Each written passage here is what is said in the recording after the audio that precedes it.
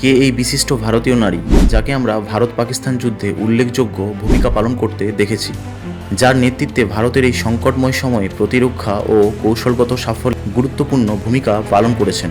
Major general Sophia Qureshi এবং wing commander ভূমিকা সিং এই দুইজন বিশিষ্ট ভারতীয় মহিলা সামরিক কর্মকর্তার উল্লেখযোগ্য ভূমিকা পালন করেছেন।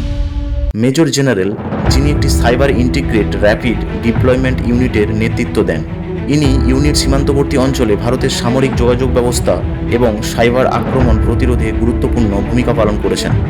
এবং কমান্ডার ভূমিকা সিং ভারতীয় বিমান বাহিনীর একজন হেলিকপ্টার পাইলট। তিনি ভারতের পক্ষ থেকে মিডিয়া ব্রিফিংয়ে অংশগ্রহণ করেন, যেখানে তিনি অভিযানের কৌশল এবং সাফল্য সম্পর্কে বিস্তারিত তথ্য প্রদান করেন।